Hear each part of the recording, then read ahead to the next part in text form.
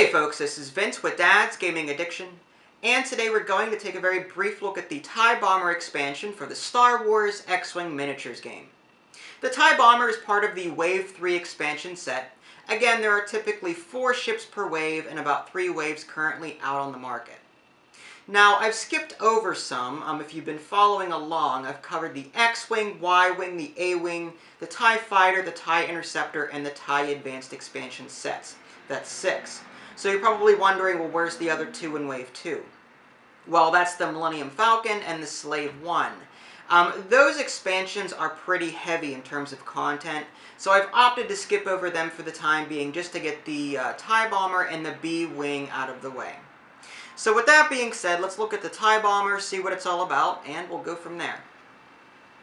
Alright, now here's a quick snapshot of the TIE Bomber expansion set, though I didn't include the standard tokens that normally come with an expansion. Again, the things like the focus tokens and the target locks, those are included with every expansion that I've seen, and the type of tokens included normally complement the ship class in question.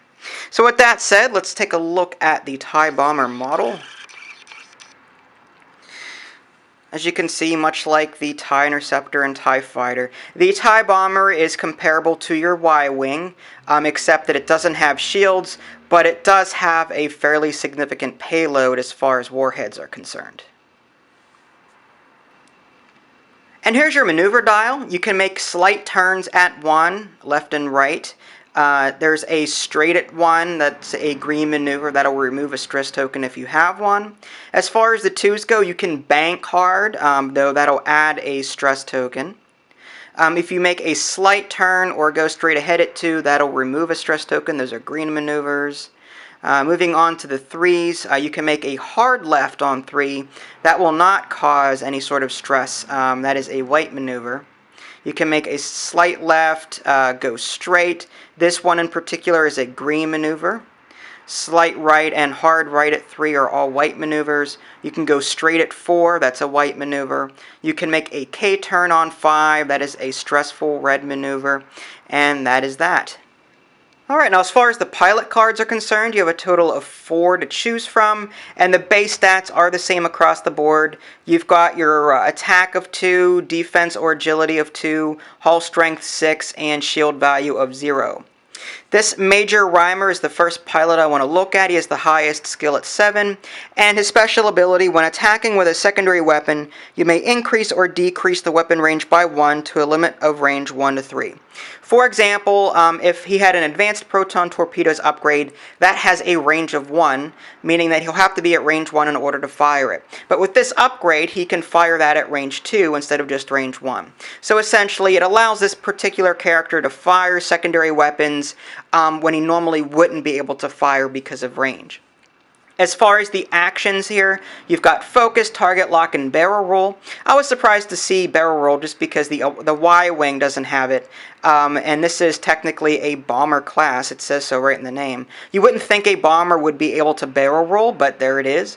You've got an upgrade, a slew of different upgrades here, so you can basically load this character to bear with different upgrade cards and really mess your opponent up. To add Major Reimer to your team, that'll cost you 26 points.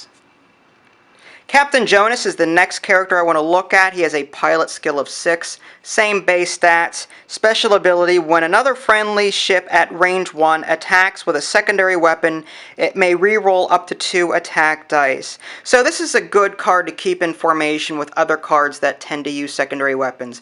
For example, if you had 2 TIE Bombers, you could pair this guy up with, say, Major Reimer here, and sort of support Major Reimer as he fires concussion missiles or proton torpedoes, whatever the case may be. Same actions, focus, target lock, barrel roll, number of different upgrades down here, and the cost to add this particular character or pilot to your team is 22 points. As far as the other cards are concerned, these are your no-named pilots. The Gamma Squadron pilot has a skill of 4, no special abilities, same actions, a few less upgrades than the other 2 cards, and you've got an 18-point cost in order to add them to your particular team. Finally, you've got the Scimitar Squadron Pilot, skill of 2, no special ability. Same number of upgrades it looks like as the Gamma Squadron Pilot. Same actions, and this has a cost of 16 points.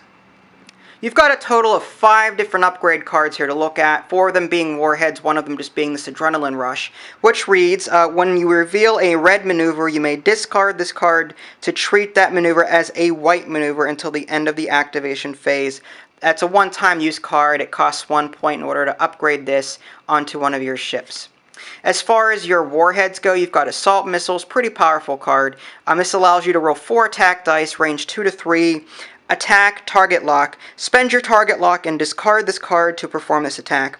If this attack hits, each other ship at range 1 of the defender suffers 1 damage. Great for firing at ships, enemy ships that are in formation. That'll cost you 5 points to add that upgrade to one of your ships. Advanced Proton Torpedoes, that allows you to roll 5 attack dice. You must fire that at range 1. The fine print, attack, target lock, spend your target lock and discard this card to perform this attack.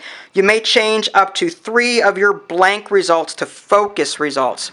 This is great if you have a focus token in play. You can change those focus results to attack or hit results on your dice, assuming you have a focus token on your ship. Now, the other 2 require a little bit of explanation, and I'll actually touch on those in a minute. You've got Seismic Charges. When you reveal your maneuver dial, you may discard this card to drop 1 Seismic Charge token.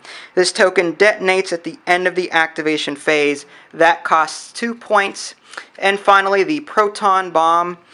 When you reveal your maneuver dial, you may discard this card to drop 1 Proton Bomb token. This token detonates at the end of the activation phase. That is worth 5 points. Alright, now Proton Bomb and Seismic Charge. Those are 2 terms that we haven't heard of up to this point. Though if you do have the Slave 1 expansion, which is a Wave 2 ship, you may already be familiar with the Seismic Charge. Now, this is a Proton Bomb token, and this is a Seismic Charge token. And the game does come with reference cards, so you know what to do with them. I'm not going to read off everything here, but I'll just touch on the highlights. Basically, to drop a bomb token, follow these steps. Take the 1 straight maneuver template and slide it between the rear guides of your ship. Place the bomb token indicated on the upgrade card into the play area and slide the guides of the token into the opposite end of the template. Just to sort of illustrate that, because that's kind of hard to follow with just words. Imagine that there is a base here and the TIE bomber sitting on that base. Basically, let's say he went ahead and chose 3 to move 3 straight ahead on his turn.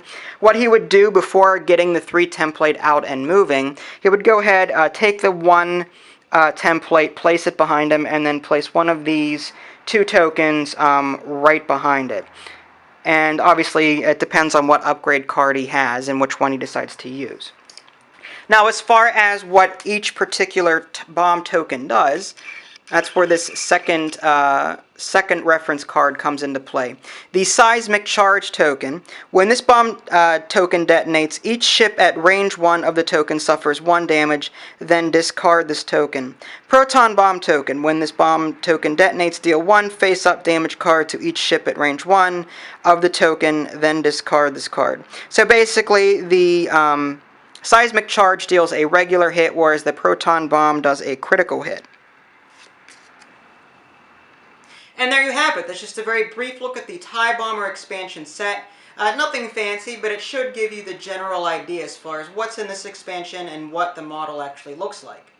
Now, if you want to check out my review of this game, you can do so at www.dadsgamingaddiction.com, or you can click on the links in the below description. That'll take you there as well. This is Vince. Thanks for watching, and I'll catch you next time.